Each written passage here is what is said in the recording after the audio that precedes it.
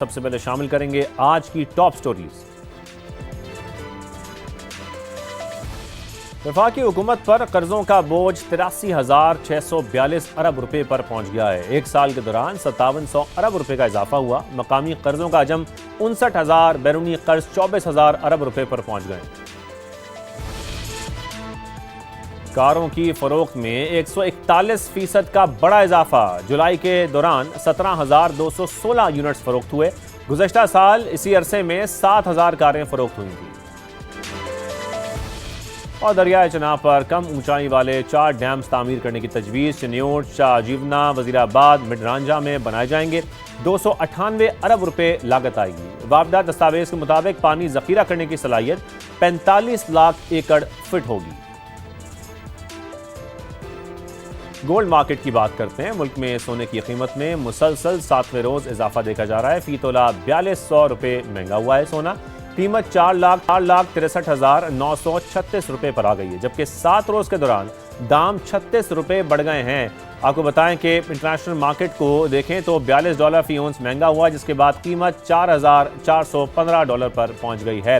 آج کے موضوع کی طرف آتے ہیں۔ آج کے پروگرام میں سب سے پہلے ہم ذکر کریں گے زرعی شعبے کی حالت اور کسانوں کے مطالبات کا۔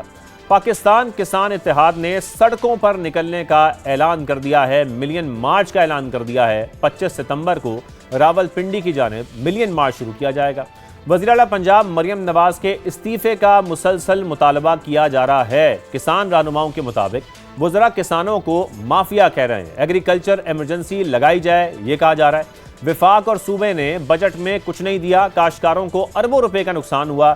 صرف گندم کی مد میں 2200 ارب روپے کا نقصان ہوا ہے۔ اس کی امدادی قیمت کا واضح اعلان کیا جائے اور فصل کی کاشت سے پہلے اس کا اعلان کیا جائے۔ کسانوں سے گندم خریدی جائے، کراپ انشورنس شروع کی جائے، پھر کھاد، پیسٹیسائیڈز، بجلی اور ڈیزل کے ریٹس میں کمی کی جائے تاکہ کسانوں کے اخراجات میں کمی آ سکے۔ یہ وہ تمام مطالبات ہیں جو سامنے آ رہے ہیں۔ زراعت کی بات کی جائے تو پاکستان کا شمار زرعی ملک میں کیا جاتا ہے۔ یہ شعبہ سب سے زیادہ روزگار فراہم کرنے والا شعبہ ہے اس ملک کے اندر۔ جی ڈی پی میں اس کا حصہ 23% بتایا جاتا ہے۔ دوسری طرف ہم بھی دیکھیں تو زرعی ملک ہونے کے باوجود کبھی گندم امپورٹ کرنا پڑتی ہے، کبھی چینی امپورٹ کرنا پڑتی ہے۔ کپاس کی درآمد تو ہر سال ایک معمول بن چکا ہے۔ اکانومک سروے کے مطابق ہی کراپس کا شعبہ دباؤ کا شکار رہا ہے۔ پہلی شش ماہی میں شرح نمو منفی 3.6% رہی۔ دوسری طرف اگر ہم دیکھیں پنجاب، جس کو ملک کی فوڈ باسکٹ کہا جاتا ہے، اس کی حالت دیکھی جائے تو کسانوں میں بے چینی نظر آتی ہے۔ گندم کی فصل کو لے کر حکومت سے ڈھیروں شکایات ہیں جو مسلسل ہمارے سامنے آتی رہتی ہیں۔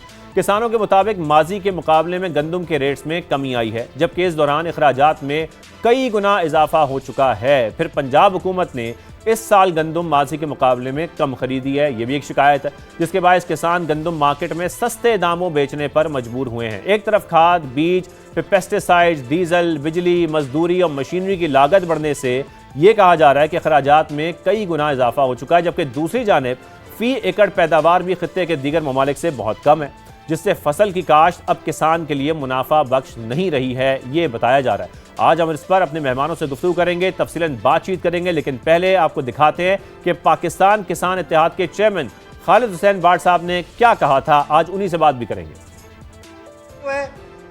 ہم اتنا مہنگا یونٹ چلا کے کیسے اپنی کاشت کر سکتے ہیں؟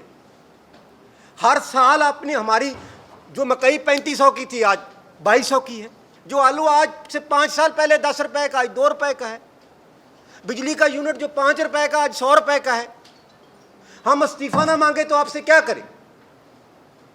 لیکن ہم نون لیگ سے استعفیٰ نہیں مانگ رہے، ہم مانگ رہے، ہم کسی پارٹی کے خلاف بات نہیں کر رہے، ہم مریم سے استعفیٰ مانگیں گے اور استعفیٰ لے کے رہیں گے، کیونکہ اس نے کسانوں کے بارے میں آج تک جو پالیسیاں بنائی ہیں، اگر یہ بقایا 2-2.5 سال رہ گئی تو پنجاب کا کسان ختم ہو جائے گا۔ اس ٹائم جو چاروں صوبوں میں گندم کی شارٹیج کی ذمہ دار مریم نواز ہے۔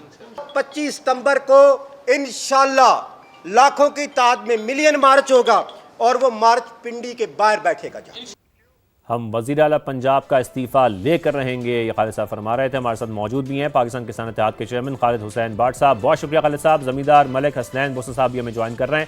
خالد صاحب، سب سے پہلے میں آپ کی جانب آتا ہوں۔ یہ گفتگو ہم نے آپ کی سنی اور مسلسل اس وقت میڈیا چینلز پر چل بھی رہی ہے۔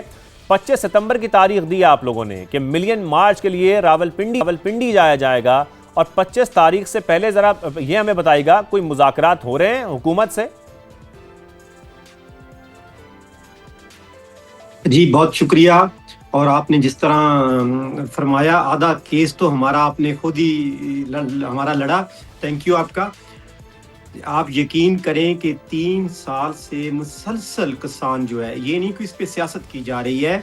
3 سال پہلے جو 35 لاکھ میٹرک ٹن گندم آ گئی تھی پاکستان میں، اور اس وقت کسان کی گندم بیچارے کی تیار تھی، اس کا مارکیٹ آنے سے کسان کو نقصان ہوا. اس کے بعد جب government Punjab, C M Punjab صاحب مریم صاحب آ گئیں، تو انہوں نے آتے ہی پہلے سال یہ اعلان کر دیا کہ ہم کسان سے گندم نہیں خریدیں گے کیونکہ اس گندم خریداری میں کرپشن ہوتی ہے.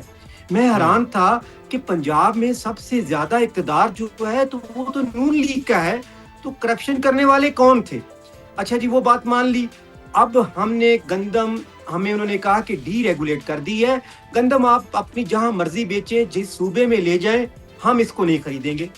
اللہ گواہ ہے کہ اس سال گندم ہماری روڈوں پہ رکھ کے 1600 سے 1800، وہ بھی ادھار پہ 6 مہینے پہ ہم نے گندم بیچی. کوئی گندم خریدنے والا نہیں تھا. اس سال تقریباً 2800 سے لے کے 2200 ارب روپے کا لاس ہوا. جس طرح آپ نے ابھی اکانومی پہ بات کی، تو آپ یقین کریں کہ پاکستان کی زراعت اگر گورنمنٹ اس کو سپورٹ کرے تو واحد پاکستان کا کسان یا زراعت ہے جو آپ کو ذرا مبادلہ ڈالر قیمت میں پیسہ لا کے دے سکتا ہے، اور جو غربت پاکستان میں بڑھتی جا رہی ہے اس کو کمی میں وہ بہت اہم کردار ادا کر سکتا ہے.